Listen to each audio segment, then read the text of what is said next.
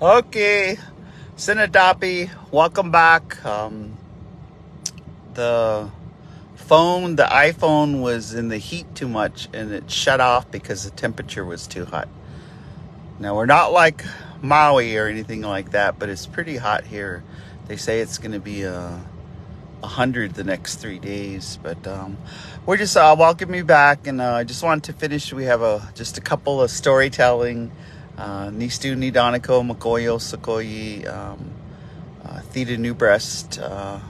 I ended our last part, so this is just the remaining talking about Ita Pisco and the presence, that presence where we're on holy land and we're with holy things.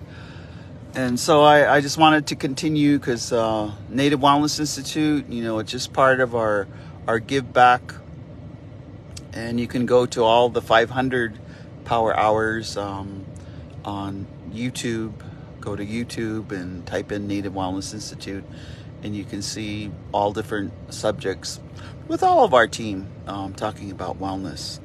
And so I just welcome you back. And so I left the last piece, and this is kind of talking about this root, grandfather root. And just part of wellness is, you should always say where you heard it from or where you got it. Because a lot of indigenous knowledge is oral. It's not something, you can Google, and it's good to, all the products sold online to get that. But sometimes with medicine, with indigenous knowledge, it's about sitting with an elder, or sitting with an elder's teaching. Let's see, grandfather root. Sometimes, I'll say the names. There was a lot of women that would come down from Peguis, Ontario. And this is in the 90s.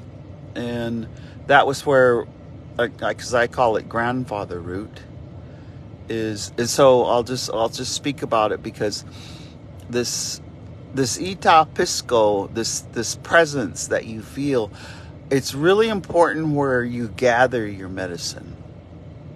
Like, you try to get like a sacred place, like with other, like sweet pine.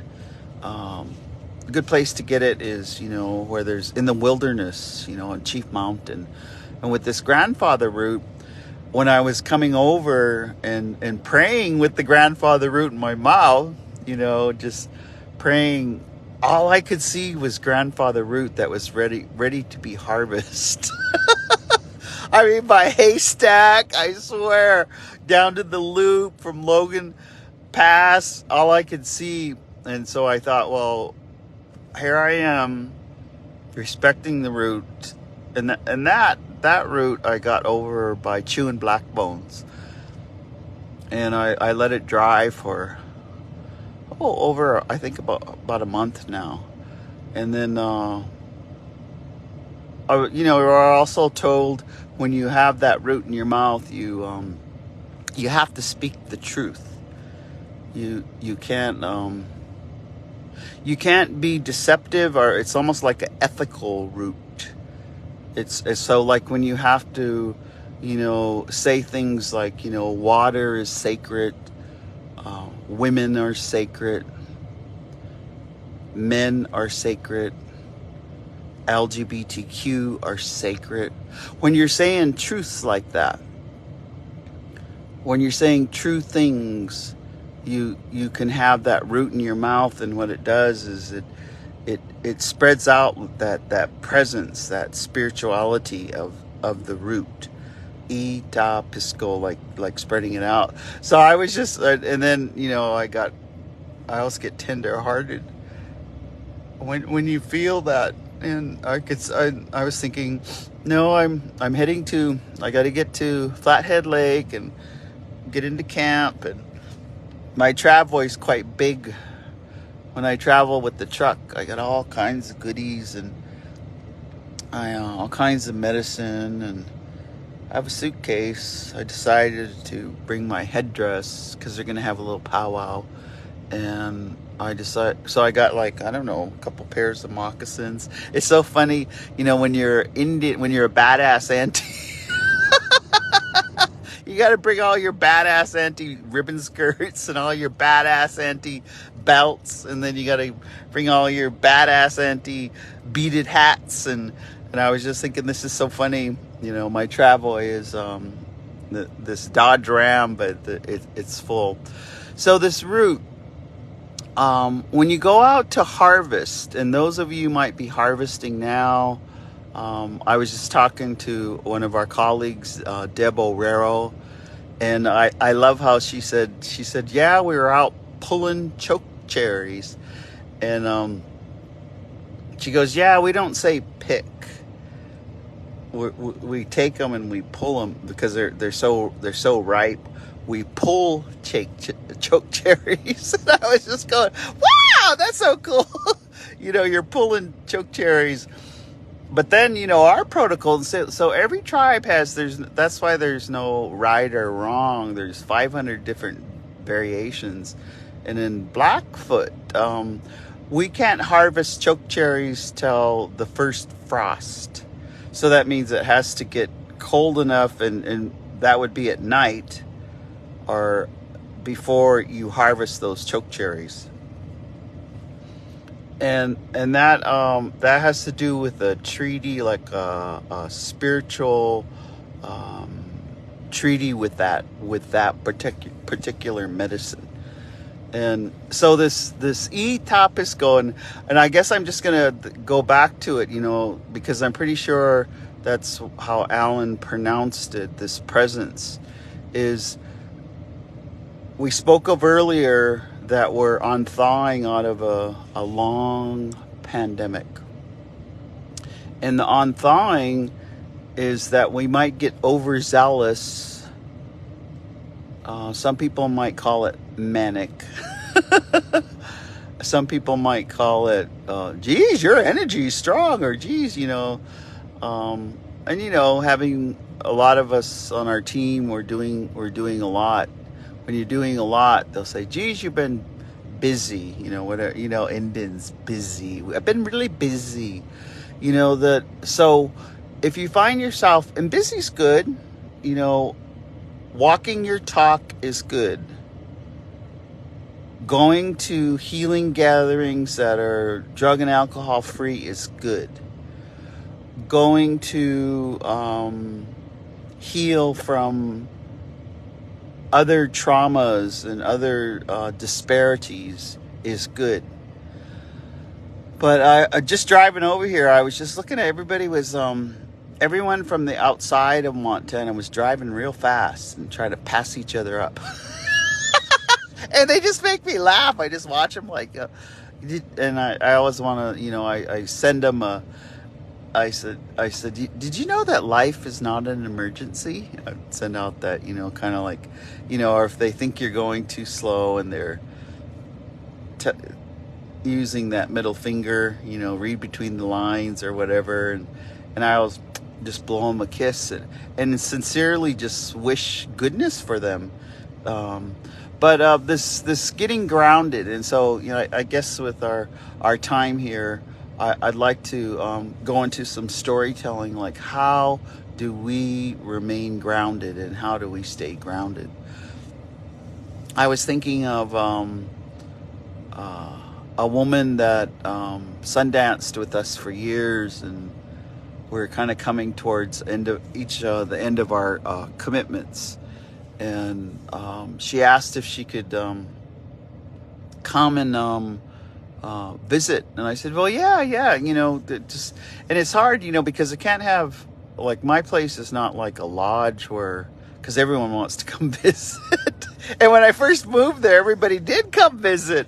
So, but she said, I said, yeah, why don't you? I said, I'm working on some things, and come, and there's food you can cook for yourself, sleep.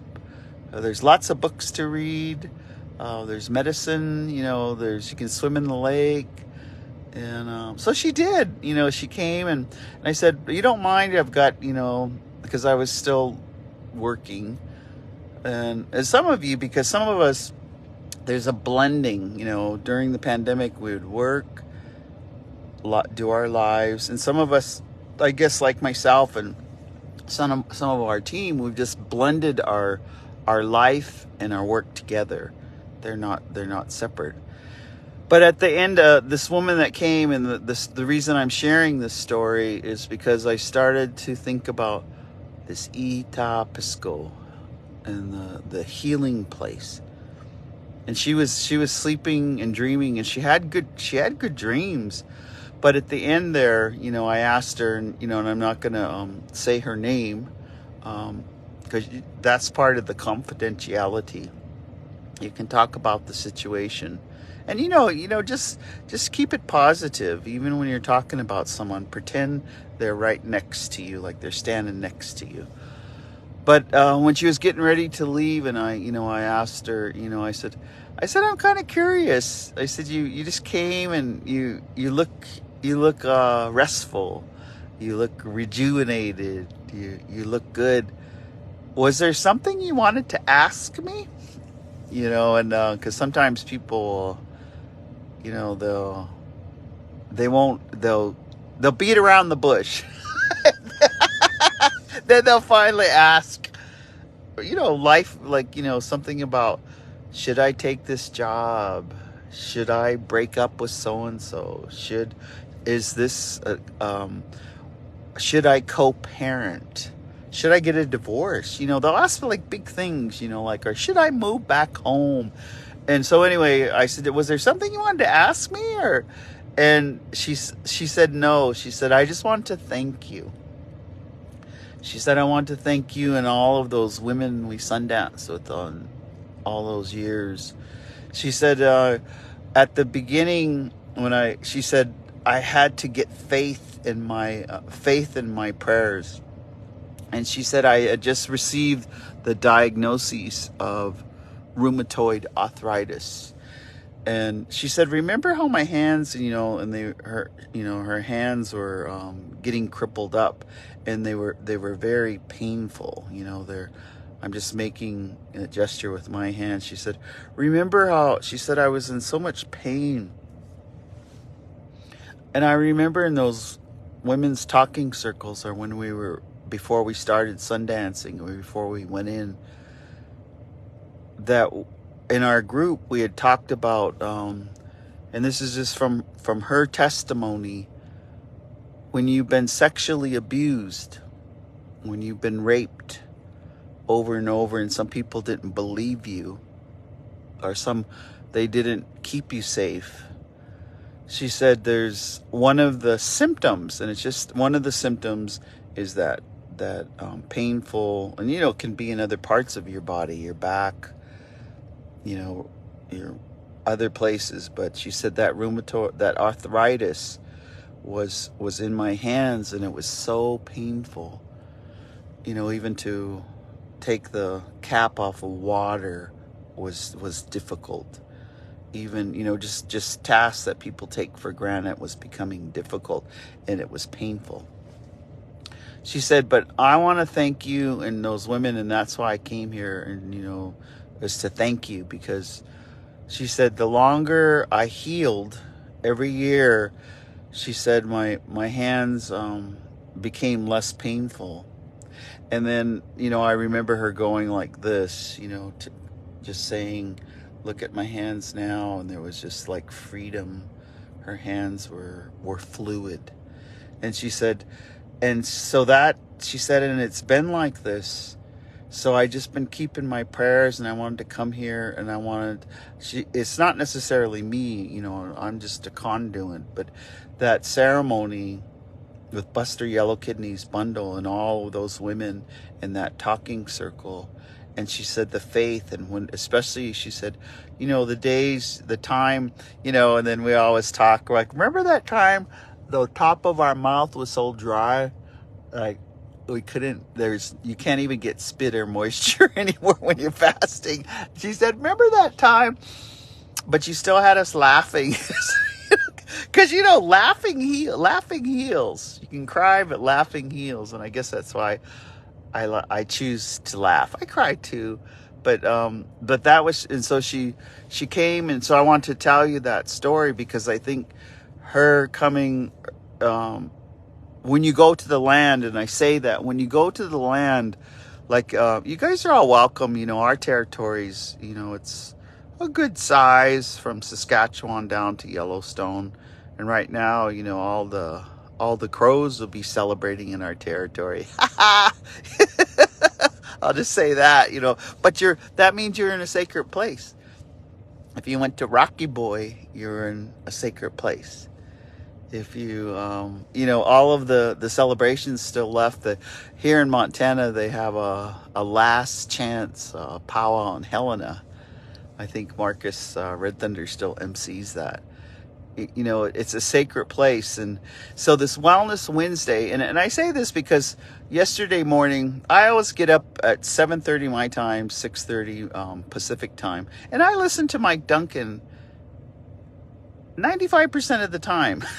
So right on, Mike Duncan and Native Dads Network, because especially before there was no vaccine, during the pandemic, I just listened to Mike, and it was healing. And then he said he listens to Wellness Wednesday, so I just say a shout out to you. We're 2, 3, 4 of us have gotten together, and we're not competing. We're not competing with each other. We're trying to figure out how we can coalesce unite our network, our efforts for healing, because there's enough healing going around. And I got to tease Mike, because I said, Mike, in the old days, they used to say, and you need to do it different, is they'd say, if a woman's in charge, it's all about the team. But if a man's in charge, it's all about the man. So I was teasing. So we got to have a team of men, a whole bunch of men, just like we got to have a whole bunch of women. And just like, those of you just joining us, I'm headed, it's down the lake here. I'm going to the 27th annual Two Spirit gathering. They've invited me as an elder ally. And, this is, I said, well, like some would say, what's your job description? They said, well, we just want to provide everything for you, a good place to sleep. And you even got a flush toilet. So this is pretty good if you got a camp. You got a flush toilet. They said, all the food will be provided. We're going to have a powwow. We're going to have a talent night. We're going to have speakers. And we just want you to rest and relax and visit. And I go, is that my role? Rest and relax and visit? Woohoo! That was just like, okay, I'll do it. That sounds like a really good job. And so think about that when you're asking elders to come, about not treating them like an ATM machine. Give me this, give me that, give me a name, say this, how do I do this, what is that plant used for, and how do I fix my cancer, blah, blah, blah, blah. Don't treat elders like that. Let them rest, relax, and tell you stories that will help you make better decisions in your life. Let them rest, relax. Take care of your elders. They'll last a long time. And they won't die early. You see some of our elders die early because people don't let them rest and relax and, love them up. Hug them. Rub their feet. Get them cozy things to wear. Get them, sing a song for them. Play your flute for them. Tell them a story. Just be positive, and don't try to. My mother said something the other day, and I just really loved it, because she's just like, Nellie, because sometimes she said, if you tell a negative story, tell 3 positive stories. I go, okay, Mom, that's a good, because she said, because if we just hear negative stories all the time, it kind of weighs on us and pushes us down, and it always balance it out. But she said, but I want to hear 3 positive stories. So that's kind of our bargain. And she's 84 years old. And so this two spirit, in our remaining time, I was thinking, in 1979, 1980, 1981, I was privileged to be at the share unit at the public health hospital. I was placed there as an internship when I was getting my master's degree at UC Berkeley. And it was a treatment program called Share. But the staff was so beautiful. And our secretary was Two Spirit. I mean, he was so just so efficient. But I remember he used to tease me because I was young and I was just they were teaching me many things, but he used to tease me, because we all had to wear white coats. You're working in the hospital and you got all your professional, and they'd be really starched and white. You put on your white coat.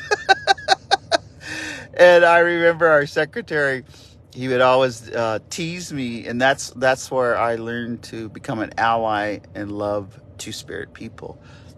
Because he would be all, while he was doing his work, and he'd have all the, all the charts because the people in treatment there were airline pilots, which are mostly men.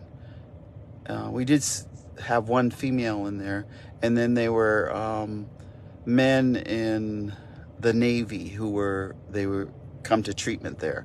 So that was basically and they called them patients and our clients. But I remember our secretary, he used to tease me all the time, and it was just crazy because we'd be both walking in the hall and he'd be coming towards me, and then how like on Wizard of Oz, he'd start skipping towards me and he'd go, I'm a fairy, and then I would just go, oh, you crazy, and then I would start skipping and I go, I'm an Indian. That's how we would greet each other in the hall. And then if the other doctors would just see us, then he would just straighten up and we'd both have our white coats on. It's kind of almost like a one flew over the cuckoo's nest kind of thing, but I just remember how efficient and oh yes, and they were all sober. These were all sober Two Spirit. They weren't active. And so the other, I just talk about three of the other team members that taught me so much. That's where I learned compassion. That's where I learned that the best thing you can do as a traditional practitioner or a nurse or a doctor is to listen to people, is to hear them and mirror back to them what they're saying, that you have heard them. And so one of the other and I guess he was out there, he's gone now, his name was Dr. Gil Ayotte, and he was a gynecologist. He came from Canada, and he was just God, I learned so much from him. He taught me how to see the real person separate from the addiction. And I just remember he said he'd say one of the things that we're here for is we have to help people identify their emotions. What a great teacher. And I get these tears. What a great teacher. And he said, when they're here 30 days, that's not enough time, but if you can get them to talk about identifying their emotions, you've done your job. So Gil Ayotte, and he was always telling his stories, when he was active drinker and delivering babies in a blackout. I mean, he'd always be doing as an MD, as a guy. Anyway, but he taught me compassion, and that phrase, for the grace of God, there go I. Never judge anyone. That's why I say smudge, not judge. Because when you see someone actively lying, actively deceiving themselves, actively all those things that are part of the addiction, don't judge them. For the grace of God, there go I. The other The other two, and I'll just mention them. One was a female, and she was a psychologist. She was a clinician, and I just remember she was, and they were all two spirit. She had a wife, so it was two women living together, and then there was Dr. Thayer, who lived with his husband, so it was two men living together. And these were my first teachers, and I think that's why I'm an ally. Well, there's many reasons, but I remember those two, they always had humor. And their greatest skill was helping people to laugh at themselves. Like just to laugh at your own behavior or your own thoughts, and so that it's not negative self-talk. That it's just to say, oh God, I did that. Oh my God, like just to laugh at yourself and get over it and do better. Do better.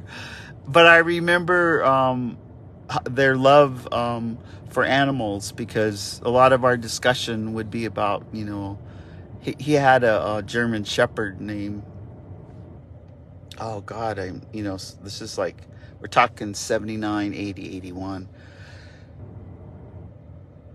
It was like a name like Arthur. Yeah, it was like, I think that was Arthur. Anyway, so he loved his dog so much that when his dog died, and it was hard for our team, because we had to console him, we had to let him grieve. But this I just remember he loved his dog so much that he took his dog to the taxidermy and had him stuffed, like sitting at attention. And I just thought, wow. So he'll have that dog all, and then he said, yeah, and then when I die, I think I'll have him buried with me. It's like, so his dog was never gone, and plus he'd have to spend less on his dog food bill or his veterinarian bill, because he was taxidermied and he was stuffed. But that was the first time that I saw the spirits and spirituality of a two-spirit person. And that's why sometimes I say, a lot of LGBTQ two-spirit are holy people. In our tribes, we had high reverence for them. In our villages, in our indigenous world, LGBTQ were holy people.